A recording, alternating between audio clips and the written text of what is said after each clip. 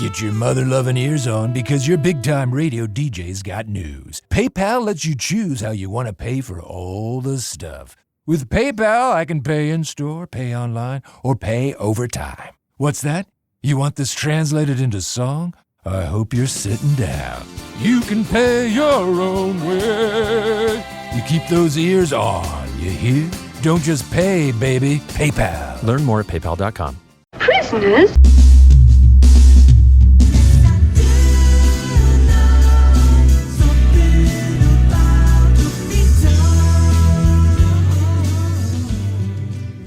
Hello, and welcome to Something About the Beatles 278, hot on the heels of 277, with Michael Medeiros. This one is with Pattie Boyd, who I have long wanted to get on the show. She, of course, wrote her memoir back in 2007. If you have a UK copy like I do, it's called Wonderful Today. In America, it was called Wonderful Tonight, a little more literal after the song, but that's how it goes. And she has since published a book of photos, which came out, I think, last year, 2023.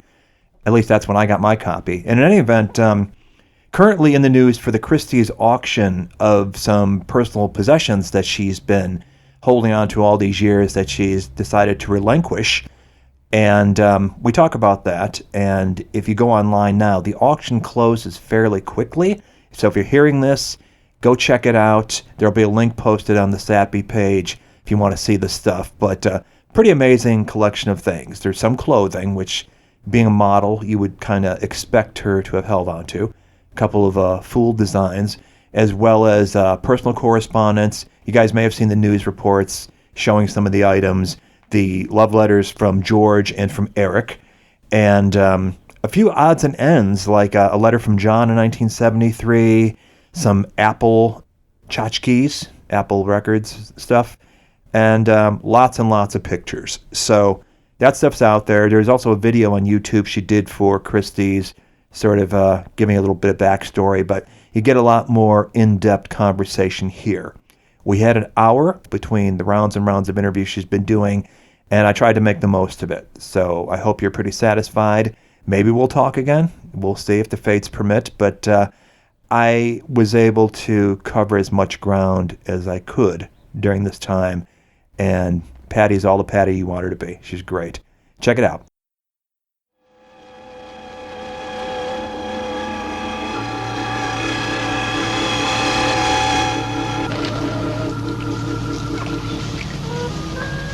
Meet Dop, the fabulous Pearl Eye shampoo from Paris. Dop, in 4 unique formulas with special beneficial action for greasy, dry, dandruff, or normal hair.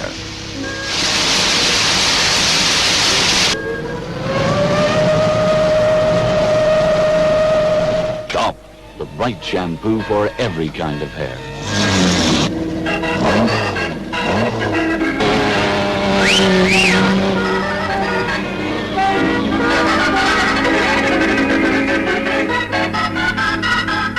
Pearl Eye Shampoo by L'Oreal. In Vegas in 2008, when your book had come out and you were doing that tour, there was that group of women, first-generation fans, in the schoolgirl uniforms. Yeah, I couldn't believe it. I mean, it was really, I couldn't believe they'd gone to all the trouble to do that. I guess I wanted to lead with that question because, on the one hand, you can absolutely look at it as silly and what a thing to do and so much labor and stuff, but on the other hand, it speaks to the impact, the lifelong impact you made going back to the 60s when these were young, impressionable girls becoming women, and it stayed with them forever. So I guess my first question would be, back in the 60s, and you became this public figure, did you have any awareness in real time of the impact that you were making on a generation of female fans in America? No, I didn't. I mean, I think that's an impossible thing to do, to actually be aware that something important is happening. And really, that was the start of the big madness and the adulation of the Beatles. I had no idea that I would ever be seen again. You know, I just didn't. There's no reason why I should look that far ahead. Right. And that's the thing that is amazing, because I've read your book, I've seen many an interview with you, And it's not like you had some grand design to be a celebrity or to be Twiggy or some kind of iconic figure. Yet, I've got a lot of people I've had on the show, ranging from first generation fans to writers and Gen Z women. And when they found out that I was going to have a conversation with you, they were so excited. And the memories poured forth of when they would be looking at the fan magazines and seeing what you were wearing and trying to emulate it and all that stuff. And it's like, as a male, we regarded the women around the Beatles a certain way, but the women who looked to you as a role model, it was a very different thing and a very profound thing. And what is amazing to me, that it has stayed lifelong. And it seems like you couldn't have been that aware of it when it was happening, but have you had time as you meet people and go around the world and do talks and stuff to sort of get a sense of that? And how does it feel? Yeah, I have. And to begin with, Robert, I felt very shy and I wanted to hide away from it. But, I'm far more grown up now, obviously. And I just think, I don't know what it is. I mean, I think the Beatles in that period reminds everybody of how they were when they were young. What a glorious time they were having, experiencing love for the first time, experiencing the best music. And, so I think partly it's to do with their age and what they're experiencing. And then they put it on to me. So I don't know. I mean, part of me really doesn't understand at all that I never was desperate to be famous because I was rather shy. Mm-hmm. And I had no desire to be out there in the public eye. And when George and I got together, we got together because we liked each other so much. And it wasn't until afterwards that I realized that I'm going to have to share him. So many other people like him too, even though they don't know him. And I didn't think anything of myself. But suddenly now I'm in a position where I'm thrown out into the public view and I have to, do something. And I don't know. I found it a bit of a struggle, but I managed to get through. Yes, you got on with it. I did. I think somebody else in your shoes might have resented it. Yeah. No, it was fine. You're presented with a situation in life and you have a choice, get on with it or hide. Right. So I thought, I'm getting on with it. I'm not going to miss out on this trip. Right. And you did describe pretty early on, I think maybe in the Hunter Davies book, that when you got thrown into the deep end right away, as it were, it was pretty ugly. You were being violently attacked. Well, yeah, Robert, there was one situation where George said to me, come and hear the band playing at the Hammersmith Odeon in London and take some friends and I will let you know when you should leave. That'll be before the last number, so I could get out safely. So anyway, I knew when we should leave. I got up with my friends.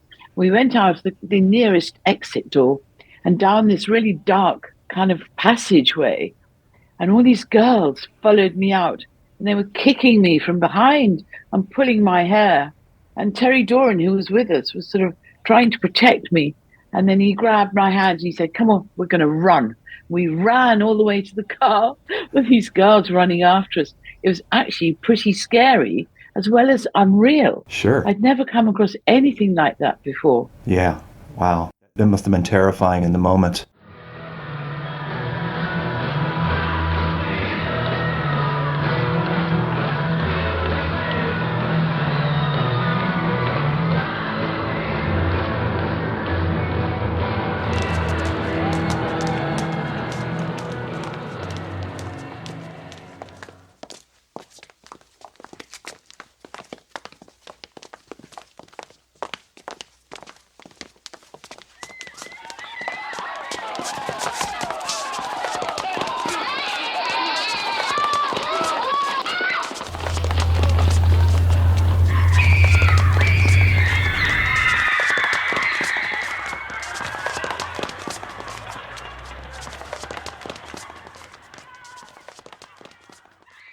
Now, your career started in modeling, and you started getting TV ads, the Smith Crisps ad that I think the fans know about. Yeah. And Yeah. I think there was other like hair products or something, but the car wash one, right? Yeah, the car wash. That was for a German shampoo called DOP, D-O-P, which I never saw anywhere. Never saw it in any store, any pharmacy, even, anywhere. So it probably was only sold in Germany, but it was great fun to do that. And it was live. I had to get into this Jaguar car. It was an E-Type and go through, literally through that car wash where it washed the car and I washed my hair. And like all filming, it doesn't work on just one take. I had to dry my hair again and then try again. We did it about 3 or 4 times. Oh, geez. It's a great spot, and people can find it on YouTube, I believe. I've seen it before, so pretty amazing there. Yeah. Yeah. It's fun. It's fun. So it was your agent then that got you steered to A Hard Day's Night. Now, when that came along, were you already a Beatle fan, or was that something that kind of coincided with getting to know them? I don't know if I would describe myself as a Beatle fan. I liked their music. Mm-hmm. You know, I liked listening to the Stones and the Beatles, and lots of wonderful music was coming out at that point in time.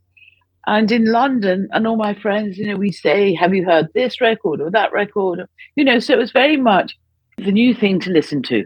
The Beatles were the new thing we all have to listen to. So, it was on that sort of level. I wasn't a mad fan, but I liked their music. Was there anything you were a mad fan of at that time? No. Okay. I was probably too involved in my modeling career. Uh-huh. Okay. I got so much to do. I was busy and I was trying to be thin all the time and not eat anything. And I was always so hungry. So I had too much other stuff on my mind.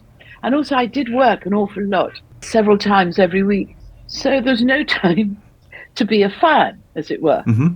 I don't think, anyway. So when that came your way, that you would appear in a motion picture involving the sensation of the day, do you remember how that felt and where you saw that going? Did you have any sort of anticipation for what would happen from it? No, I didn't have any anticipation. I had no plans to further my career on the screen. I never wanted to be an actress. As I told you, I was a bit too shy, and the idea of acting and talking was like a bit too much for me to handle. I was quite happy with standing and not saying anything, wearing wonderful clothes. As in modelling, that was fine. That was easy to do. But no, I had no plans to further any sort of career like that. Plus, I never knew if I would see George again. Because once I turned him down and said I couldn't see him that night, I didn't think, maybe I'll never see him again. It didn't occur to me because we didn't have mobile phones in those days. But Dick Lester, the director, must have had other plans for George and me, because he called me and some of the other girls back for a press shoot about a week later. And so during that week, I don't like my boyfriend after all. He's a bit dull, blah, blah, blah. And then I knew I was going to see George, and this was terribly exciting. I thought, this is really exciting, because now at this point, I realized how famous they were.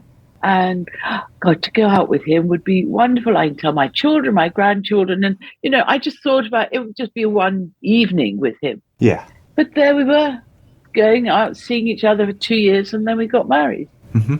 So it's funny, in the shoot you're describing, where you see they're sitting in the director chairs and you're the one combing George's hair. Did you get assigned, or did you guys each select which Beatle you'd be working on? Oh, Robert, I made a beeline. I went straight for George. There was no point, in going for any of the others. That's great. Now, you're putting up through the auction house these items that most people, it's amazing you held on to everything, that you held on to as much as you did. That kind of floors me, because this is ephemeral stuff that I would think, when you're caught up in that whirlwind, that it would just fall by the wayside, and you've moved and all that, and yet here the stuff is. And a lot of people would look at this and go, this is amazing. These are treasures. Why now are you looking to unload them, as it were? And did you have any sort of expectation how you would like to see them end up, whether in private hands or in a museum or something like that? What did you think as you were entering into this world? Well, first question was, why now? And a few people say, why now? I mean, I am not going to wait till I'm on my deathbed. I don't see the point. Mm-hmm. I think I've been lucky enough. I've been the chosen one to look after and be the custodian of all these beautiful pieces of art, really, and letters and, all sorts of lovely little trinkets. And I think I've enjoyed them and loved them so much for so long. It's now time for me to unload them and to share with other people. I'm not a museum. Maybe a museum would like some of the pieces, Hmm. which would make sense. And also, I want to share, not everybody will have seen these lovely things I have. Right, right. It is a truly amazing collection. I think one of the first impressions, as somebody who lives in Beatle world, and I've seen a ton of things, there were things I obviously had never seen before. One of the first things I was struck by was Eric's handwriting, which was amazing. It's utterly beautiful. It's very, very, very artistic and really beautiful. I mean, I've got some letters from my great, great, great, great, great grandfather in like 1870. Wow. And again, the handwriting was immaculate and beautiful and with a pen and ink. Just so, so beautiful. When people cared about how they were writing and what they were saying. And this writing is so full of emotion. If you're a graphologist and you can read handwriting, you would be able to see that this is written with so much passion and intensity. Yeah. It's, as opposed to writing something on your iPad or your phone, Right. which is blank, it's one dimensional. Handwriting is a lost art pretty much anymore because everybody types. Well, I think, Robert, bring it back. Yes. Have a place to go. You could have a little thing on your show asking people to write something, and see everybody's handwriting. Get a graphologist in. Oh, I'd fail that test, but it'd be amazing. Yeah, get a graphologist in Uh-huh. to tell you a little bit about these people. It would be such fun. It would be, absolutely. Had you ever entertained the thought of maybe before letting it slip from your hands, putting together maybe like a picture book of some of the stuff that you had? You did the beautiful photography book that just came out in the last year or so. So I was thinking something along those lines. Oh, Robert, that would have been so nice. That would have been really nice. In fact, you've given me the most brilliant idea. I'm going to ask Christie's, who are the biggest auctioneers in the world, I'm going to ask them to ask their photographer to give me copies of everything they photographed. Then I could put it together as a book. Absolutely, you could do it. You've got it in hand. You got those beautiful high-res pictures. That is such a good idea of yours. Muchas gracias. Yes, Banana. Your fans, your legions would love you for it. Absolutely. And what is disappointing about the auction is that they're not doing a catalogue, and I thought that they would do. Yeah. And they said no. But then I can create my own, can't I? Absolutely. And maybe even beyond what's for auction now, stuff that you have that you're not letting go of right now. You must have amazing things, because one of the things I was looking at in the listing, and I was thinking in terms of the female listeners of the show that would absolutely be dying to see what clothing you're putting up. And that would be a book unto itself. Whatever you've got still in your holdings of just fashion. In fact, one of the friends of mine who is a cartoonist by the name of Carol Tyler when she found out you were coming on the show, she goes, "Can I draw her outfits? That would be great." So that's something out there. Just another thought sending your way. Yeah, thank you. Sure. Yeah, Sure. good idea. Lovely, lovely. Yeah. I was going to ask you, because I saw that a couple of things up there were by The Fool, designed by The Fool. What did you think of them? Can you describe that experience? Because there was a time, that period around Pepper, that they were very much in the Beatles' pockets and designing an album cover that didn't get used, but I guess they did the inner sleeve. And then, of course, they worked at the Apple Boutique, which your sister was co-managing, and did the mural on the building. Tell me what that was like for you. This trio were most exciting. They sort of jumped into our lives from Amsterdam in Holland. And they were so full of creative energy. And they seemed to dance all the time. And they played little flutes. And they were quite, they were sort of as if they jumped out of a book. They were utterly intriguing. And we were all fascinated by them. And they could design and they could make music. And we all fell in love with them. We thought they were the best. And of course, Apple had really sort of started, it's got into its swing, and they were looking for artists or musicians, and, they wanted to work and be creative. And then when The Fool arrived, it just couldn't have been more perfect. So that's when, I don't know who it was, someone thought we should have a boutique, and then they can do all the clothes or manage or design the clothes. And In hindsight, it didn't last long, and it seemed to be some fundamental problems in infrastructure. Were you disappointed that it didn't play out the way you guys envisioned at the start? no, you know what? There was so much going on, so much, that it was almost move on to the next thing so quickly. Mm. And if you think about it, the Beatles didn't really stay together as a band that long compared to many other bands, but we crammed a heck of a lot of things into a short space of time. That is the thing I think that is most astonishing to people today, that the entire from Love Me Do to Let It Be was the period some people take between albums nowadays. It's staggering what they achieved. Yeah, absolutely. And also, they were so young. We were all really young, in our 20s. Yeah. Can you imagine these guys, these four guys in their 20s, wooing the entire world with their creativity and their everything that they produced musically? I mean, it was astonishing. And there's no blueprint for this. There's no precedent. Quite. You have no idea 50 years later people are going to be still dissecting this stuff. Do you know, I remember once George and I were at home and a journalist came to the door and he said very seriously, "Now, George, can you tell me, when is the bubble going to burst?" And that was in 68. It's still getting bigger and hasn't burst yet. So I know, it's so funny. It's so funny, isn't it? Mm-hmm. He's probably long gone. Oh, sure. Do you read any Beatle books? Have you? No, but a friend of mine called Peter Brown, he's just writing a book. It should be out next month. Peter Brown knew the Beatles very, very well right from the beginning. He was Brian Epstein's best friend. And Peter really knows the backstory to the Beatles. And his book is very interesting. The Love You Make? Yeah, it's a lot I didn't know, what goes on behind the scenes. Mm-hmm.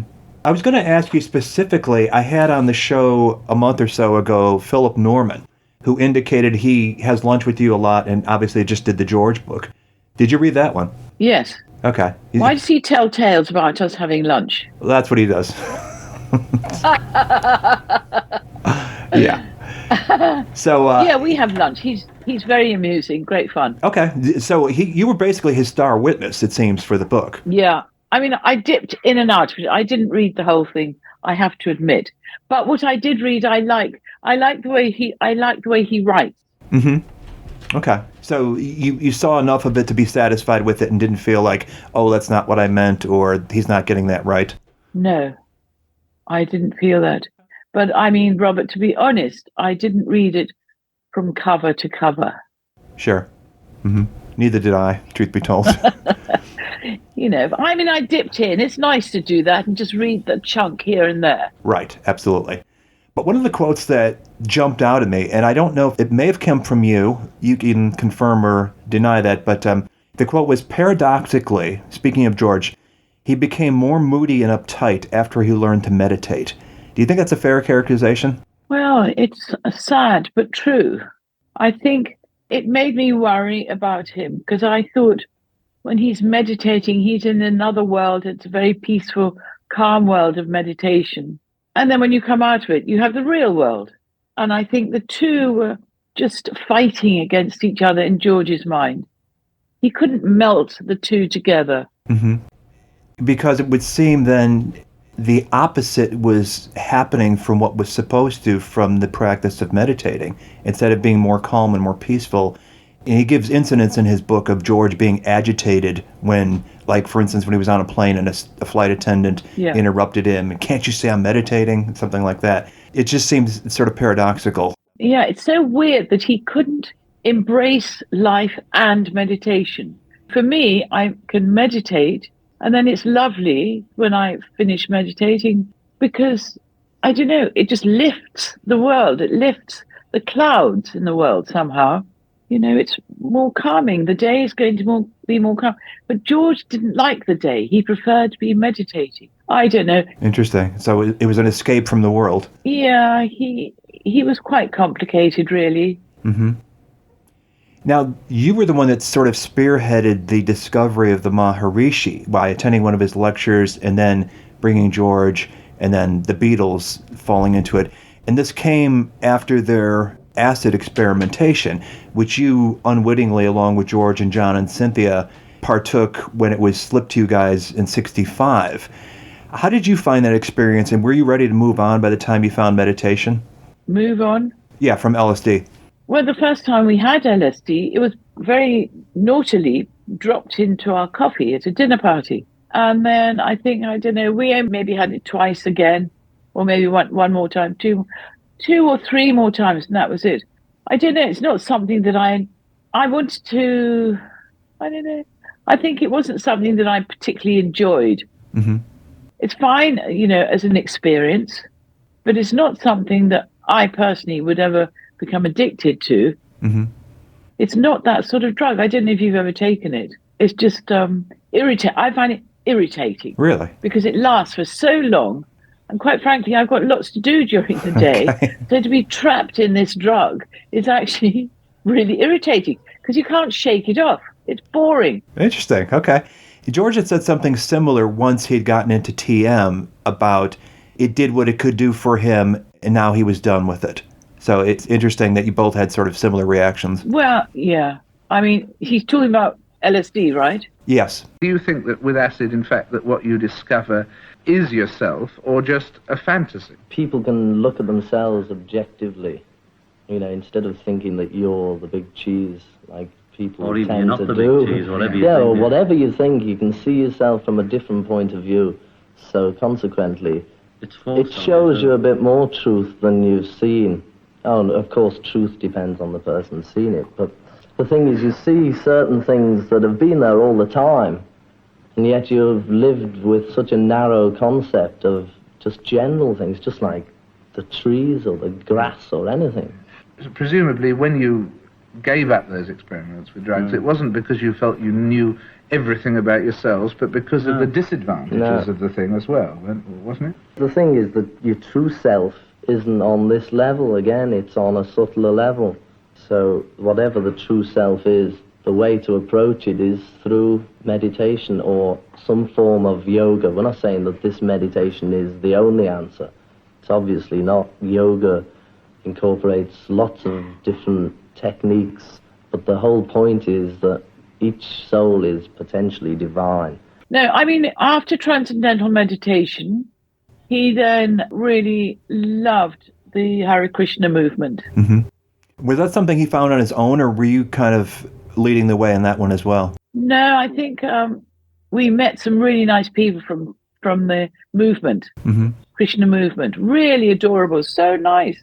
And of course, they've got nowhere to live, and we had this huge house and gardens that needed taking care of, and it was all a mess. So we asked two families if they'd like to come live with us. We had plenty of room, and their little children, and they would instigate meditation for us, chanting every day, chanting Hare Krishna. And that was at Friar Park? That was at Friar Park, yeah. Going back a bit to the Rishikesh experience, now you'd already been to India with George in '66 after the end of touring. Yeah. What was that experience like? Oh, when George and I first went to India, we were guests of Ravi Shankar. And so Ravi asked us to come over to India and he would take us around, which he did. So we went to see the most beautiful monuments and temples. And then we learned how to meditate. We learned yoga. And when Ravi was doing a concert, either private concert or public, we would go along and we were just totally taken in, immersed into the whole Indian culture. It was so gentle, so beautiful. And wherever we went, there was a lovely smell of joss sticks in the air. It was really very spiritual. We loved it. Absolutely loved it. George has described Indian music as something that on some level was familiar. Did it have that same effect on you? No, I felt that it was very foreign. Very foreign. And within that, it was very exciting. And it also was a mood enhancer as well, I felt. And I loved it because it was different. It didn't remind me of anything at all I'd ever heard before. So the early 1968 trip to Rishikesh, you're all there as couples and this sort of extended entourage. Mal is there and Mia Farrow. What was that like? You guys stayed there along with John and Cynthia the longest. Were you enjoying it, or did it turn after a certain point where you're ready to leave? No, I mean, well, quite frankly, Robert, 2 months is quite a long time, you know. Okay. No, we absolutely loved it. And on reflection, I think it was the best thing that the Beatles did, because one thing, you know, Brian Epstein had died, and they needed some time and quiet to mourn Brian's death and to also slowly work out what they were going to do from there, how they were going to move on. So it was perfect timing that the Maharishi invited us all to go there to the ashram. And of course, you know, it gave them lots of uninterrupted time to be creative, write all the songs, virtually all the songs from the White Album. And, you know, when we weren't meditating, nice people to talk to, very nice, interesting people. Plus, we'd go to listen to lectures by Maharishi. So, you know, we were learning. Boys were being creative, and it was just enjoyable. But yeah, 2 months, I think, is quite a long time to be away from home and my cats and, you know, everything. Sure. So no, it was time to move on. You know, George and I went down to South India because he didn't want to go straight back to London and start talking about business, talking about their offices that they were going to have called Apple. And he wanted to sort of have that middle section between going back to London life. So had you, in the years since, have you kept up with TM or meditation generally, and have you been back to India? I've been back to India many times. I love India, and I meditate, but I'm a bit of a naughty girl. I don't do it every day. But when I do it, it's just like, oh, yeah, that was wonderful. Why don't I do it more often? And I don't know. I'm so susceptible to things going on and the phone ringing and this and that. And I end up being quite busy. And then I think, damn, another day's gone and I haven't meditated. It's interesting that you describe that as a perfect, wonderful experience for them. As you described, to mourn Brian, to be away, to be creative, and to be unencumbered by the normal business of being a Beatle. There's some people who have looked at the experience that they just recorded a few songs before they went. They recorded Lady Madonna. George had done the Wonderwall soundtrack. They tracked Inner Light and Hey Bulldog, Across the Universe. They go to India, go straight into making the White Album, more or less, and the setup of Apple. And people looking from a distance say, the Beatles who went to India were not the same Beatles who came back. Like there was a profound paradigm shift. Is that something you observed, or is that something you think is off base? Well, it's very difficult. You can't really be that definitive, simply because now, here they were without Big Brother, without Brian Epstein, who they all adored and relied on to guide their careers and guide their lives, really. Brian was all-encompassing. He was the most fantastic man. And to lose that person in your life, you have to change, don't you? Sure. Because now they've got to learn how to stand on their own 2 feet and be independent. Whereas previously, I think they were more boyish, you know, because they could lean on Brian. Brian could get them in and out of trouble, and he was always fun. But he was like, you know, numero uno for them. So coming into 68 in the White Album sessions, it seemed to be an unwritten rule up until that time that the women were kept out of the studio when they were working. And then this was John coupling up with Yoko, and she's at his side inseparably.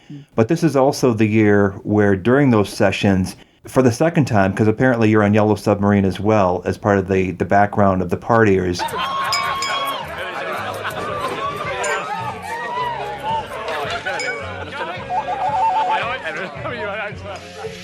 Yes, I was. You actually sing on a Beatle track on Birthday, singing backing vocals. Do you remember how that came about? Yes, that was so fun. That was incredible. I couldn't believe they'd asked me to join them because I cannot sing. But the invitation was too delicious. I had to say yes. And anyway, it was great fun. We did it in a few takes, and it was lovely watching everybody sing at the same time. It was fun rather than a pressure. Do you remember that evening being at Cavendish and watching The Girl Can't Help It? No. It's that early rock and roll film with Little Richard and Gene Vincent, and it's in the Beatle history that because it was appearing on TV that night, everybody wanted to watch it, and then you guys went back to the studio and recorded Birthday. I didn't know if you had any direct recall of that at all. I don't remember everything. I'm sorry, Robert. It'd be great if I could. No, I don't blame you. It's unfair of me, but I just didn't know if you had a particular recollection of that. No, I don't. All right. Well, scooting forward, I had done the event a couple of years ago where we had some of the people who'd been on the rooftop, Alan Parsons, Kevin Harrington, Chris O'Dell.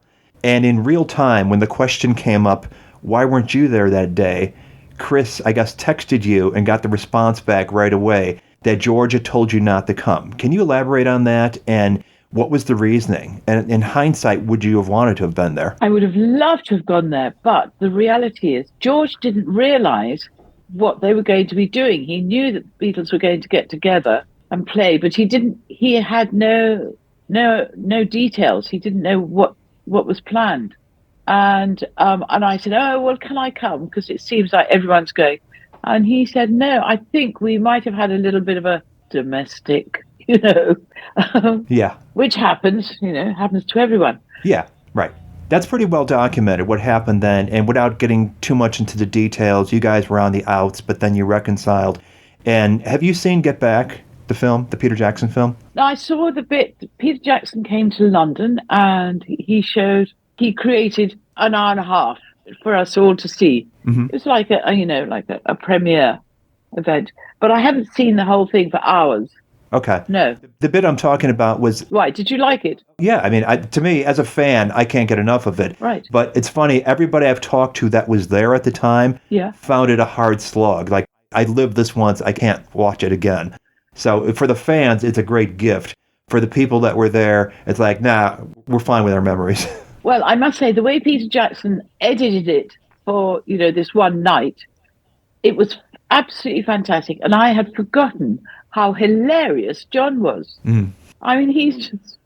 when I was watching, I was just laughing. He is so funny. Yeah, I think that was therapeutic for Julian to see as well. Yeah. I mean, some of it I felt was a little difficult to watch because I could see that George was not happy all the time. Did you have a sense of that in real time when it was happening? Oh, yeah. Mm-hmm. Oh, of course. Okay. Because he'd bring it home. Sure. The bit that I was referring to that I don't know if was part of the cut you saw is after apparently you and George had made up, you stop by Apple Studio and you come into the basement when they're working and give them a kiss and then leave. Do you remember that? Did you see that? I did see that bit, yeah. Yeah. I did see that little bit, yes. I think it was something that jumped out for the fans. I thought that was rather nice. It was my film entrance and exit. Yes. In a few seconds. Yeah. And you looked at the camera and said, "Prisoners?" I didn't. I know. That would have been unbelievably stupid. That's so iconic. Yeah. Did you get a sense, beyond the film, but just at that time in general, the ups and downs of married life and all that stuff, but with the Beatles themselves, post-Rishikesh, post-Brian, did you get a sense of things winding down as it was happening? Well, it's so difficult to answer. Because, you see, they were winding down, but at the same time, George was really excited and eager to get on with his stuff, with all his songs. And he had a big catalogue of songs that he wanted to record and put out. So he was, in a way, irritated with the whole Beatles stuff. It was all really annoying, and there were endless meetings with lawyers, which can drag anyone down. Sure. And then the Beatles themselves being a bit nasty to each other, and they were friendly and nice. The whole of that time was really a struggle for everyone. And it was sad, It was like a divorce. It was very, very sad. Right. Yeah. It's interesting in hindsight because there is the moment in the Get Back film where George floats the idea to John about him getting his backlog of songs out of the way by recording a solo album. And John is very much supporting. It's like, yeah, that'd be a great idea. Oh. And you look at it from this distance, you think, well, why didn't he do it? That would have been great, would have relieved some pressure and maybe made the Beatles a little more palatable for him. Absolutely. Well, I wonder why he didn't. Yeah. I've got so many songs that I've got, my quota of tunes for the next 10 years or albums. Yeah. I'd just like to maybe do an album of songs. On your own? Yeah. Yeah. But I mean, I'd like it so that if... Because it would be nice to mainly to get them all out the way. Yeah. That'd be nice anyway. And secondly, just to hear what as all mine are like all together. If we put out an LP and it's all safe that the Beatles are together, but George is doing an album. Oh yeah, but I mean, it'd be nice to if any of us can do separate things as well. But that way, it also preserves the Beatle bit of it more. Because then... You have outlet for every little note you want. You know, because all these songs of mine I could give to people who could do them good, but I suddenly realised, fuck all that. I'm just going to do me for a bit. You know? And especially with having John's backing as well, that's really extraordinary. Right. And I know that just from the other people I've talked to, even going into All Things Must Pass, he seemed very insecure about his own worth and his own songs. And maybe that's what stopped him from doing it. I saw Glyn Johns last year, towards the end of last year, and he told me that the Beatles were in the studio and Glyn was producing them. And then George was hanging back towards the end, and the others all left. And then George said to Glyn, can I play you something that I think might be nice? So Glyn listened, and George played him something. And Glyn said, that is so beautiful, you have to record it. But see, it just is indicative of George being really a little insecure or unsure of his own creativity, which is so silly because he was so brilliant. Anyway, that's how he was then. I've read somebody describe him as an introvert in an extrovert's world. Is that kind of fair? Yes, that is kind of fair. You see, we're two. George and I are both Pisces, fishes swimming in different directions. Yeah. Right? It's difficult sometimes. Right. Difficult to be a Pisces. Right. And you would say the same of yourself, an introvert in an extrovert's world. Yes, I can. Absolutely. I can push myself and go out into an extrovert world, but left to my own devices, I'm rather shy and, quiet. It has been said by somebody who was around in your circle, I don't want to say who just yet, but March 17th, 1970, your birthday, at Friar Park, a birthday party was held. This would have been very early on, as you know, when you guys were getting in there and it was still not really all set up yet. But that all four Beatles attended your birthday party, does that ring a bell? I think they did. Okay. I think they did. It was Chris O'Dell who said this, and I was looking for independent confirmation because if true, that would be the last time we know all four Beatles were together. Yeah. Oh, I see. Yeah. Right. Right. In 1970. Right. Well, maybe they did. I mean, to be honest, I don't really remember. You see, the thing is, for me, it's quite different because I'm so used to seeing them around. And so if they did all turn up, it wasn't that big a deal. It all conflates. It was just like, oh, great, they're here, how nice. Right. But one thing I do feel sad, and I'm very, very sad about, is that when Eric and I had a wedding party, all the Beatles were there and they played, except for John, because he couldn't leave America. They wouldn't have let him back in again. Well, by that time he'd gotten his green card. And maybe you guys didn't know that then because it had been in the news how he was struggling to stay in America. But actually, as of 76, he could travel. Oh, that's making me feel even worse. Well, I'm not trying to make you feel worse. I was wondering if there was a particular design because Eric, based on what I know, enjoyed playing with Yoko. He enjoyed the Plastic Ono Band stuff. Is that something you can attest to? Do you have firsthand knowledge of that? No idea. Okay. Yeah, it seems like he understood it. But there are some people say, oh, maybe they didn't want John to bring Yoko for her doing a freak out on stage, and nobody wanted that on a wedding celebration. And that's why, pointedly, he wasn't asked. Oh, great. Well, I'm glad everybody's got these ideas about it. Well, exactly. That's what people do. Yes. And I'm glad I could talk to somebody who actually knows something. What was interesting in the auction holdings, you have that letter from John, June 25th, 73. As you had said, watching Get Back and being reminded of his humor, that's what jumped off the page in this letter, just the wordplay. It's something that was never made public before. And I thought that was a really cool thing to see as a fan. John communicating with you guys in 1973, sort of the old John, that guy that we knew from In His Own Right. Oh, God, that letter is so hilarious. I think it's wonderful. Yes. And then all the different names at the bottom, they are real people, but he's mixed their names around. Right. It's becoming kind of a game now for the fans to decipher who he's referring to. Oh, really? Yeah. Okay. Okay. So I may have to ask you about that. But he is so funny, really funny. Yeah. Pattie had a career. But she's given her career up, hasn't she? Well, not really for a time being, but she's never become a housewife. I mean, Pattie just it was big enough to decide when she works and to do special things like all top models do, and that's the position she's in. Not because she gave up her work to become a housewife. You won't see Pattie washing dishes. I mean, she will wash a dish, but I mean, she has a career of her own.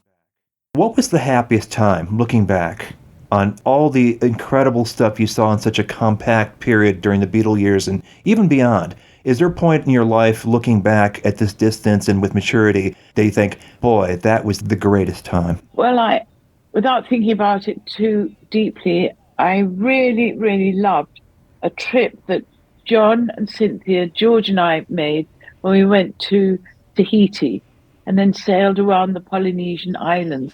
It was so glorious and fun. And John and George were really funny together. And Cynthia and I had a great time. It was the most beautiful experience. Beautiful. On a lovely old wooden boat. And the captain of the boat every morning would dive off with his spear gun in and spear some fish, and that would be lunch. It was really simple, clean living. It was glorious. And that was before you and George were married. It was during the height of Beatlemania, but before 66, right? I've no idea what year it was. Okay. I think I've seen pictures and have read about it, but yeah, interesting. That's great. That was lovely. Is there anything, looking back, you wish you could have done differently along the way? That's difficult to see because I would be a different person if I'd done it differently. Okay. You turned out all right. All right. Yeah. Yeah. You had no designs for this grand career or notoriety or celebrity or any of that stuff. You were getting on with it. You were doing a job. You were having fun with it. And then you got, whether destiny, fate, law of attraction, whatever, got pulled into the Beatles world and fell in love with the Beatle. So you're at the right place at the right moment in history amidst what nowadays are called influencers, the Beatles, having that kind of impact. You had an amazing amount of power. All these fans that see you and look up to you, if they're girls, they're identifying with you and aspiring to be you.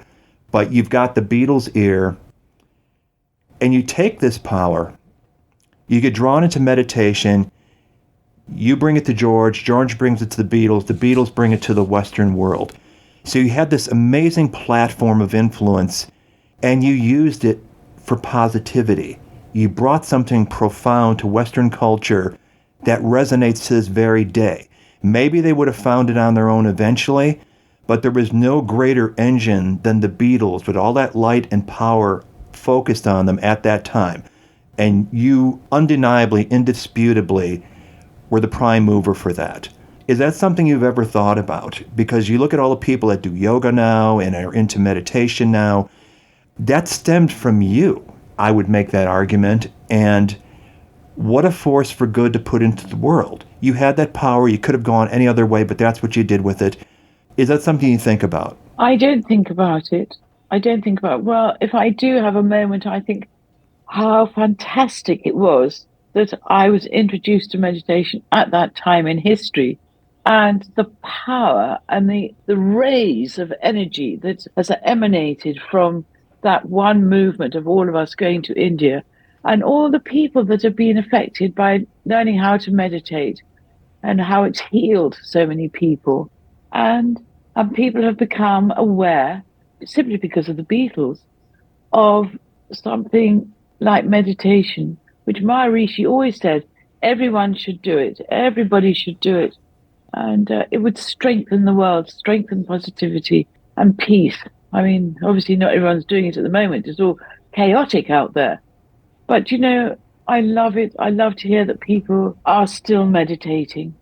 And I'm glad that we sort of initiated that movement. It was, I must say, Robert, I can't claim any applause for this because I do believe if something happens, it's meant to happen. And in this instance, it happened through me because I made that initial move and then told George about it and then Paul did, and then we all joined in. But it was going to come to us anyway. But I think how fabulous that we were invited to India and the world was looking on and thought that they would like to learn how to meditate too. It's positive. It's good. It's good for everyone. What more can you ask for? Mm. Brilliant. Is there any particular songs? Now, George started becoming a songwriter really in earnest after you met him and were together with him. He had done the one song for the second album, Don't Bother Me, but he started really practicing his craft and really developed so quickly. Are there any particular favorite songs of his that you witnessed the creation of along the way? My Sweet Lord, definitely. I remember that so clearly. And While My Guitar Gently Weeps, I love that. It's just so fabulous. I think that, he probably bottled up a lot of his musical or creative energy while he was in the studio with Paul and Ringo and John, when he wasn't able to play his songs. Maybe out of his own insecurity, I don't know. But it was all probably good for him because when he did, he burst out and all this wonderful music came out of him that had probably been brewing up for some time. Right. Did you get a sense when being around them? You've described socially how much fun you had around the Beatles, but George has described being Beatles second class along with Ringo, and that maybe not being taken as seriously in the studio as they thought they deserved. Did you experience that or hear of that in real time? No, what I felt a little upset with George because I realized that he couldn't really push in when John and Paul were being very creative and they were writing all the music. It was all theirs. There was no little opening for George. Really annoying for him. Right. But, he was very cool. He was really cool. I think he knew his day would come. Mm-hmm. And it is amazing when we find out more and more through the years of the key components he contributed to Lennon-McCartney songs that made them amazing. Absolutely. Of course. Yeah. Absolutely. I mean, those four people in the studio together and with a producer like George Martin or Glyn, what a team. What an incredibly creative team. It seems miraculous, doesn't it? It does, yeah. The right people found each other. Absolutely. All meant to be, I think. For sure. Absolutely. One last thing. Are you really sick of the word muse now? Muse. Yeah. Yeah. No, I can't claim any of that. For me, a muse is somebody who's being painted by a wonderful artist. Is a muse, an inspiration and a muse. So I don't really think of it in this modern terminology. I think a muse is happening as like 1900s, years and years ago. But I suppose that is the word that's put onto somebody that a muse sort of encourages the artist, brings out the artist's creativity and helps with that. I don't know if I can say I am, but maybe I am. Maybe I should acknowledge, bow down with thanks. It's a good way to put it. I found it interesting that beyond the obvious ones, the George and Eric songs, there was that song by Ashton, Gardner, and Dyke. Yeah. Yeah. That's one most people don't know yes. about. You're the first person that's mentioned that. I've never dared talk about it before. Yeah. Something About the Beatles. Created and hosted by Robert Rodriguez. Executive producer Rick Way. Title song performed by the Corgis.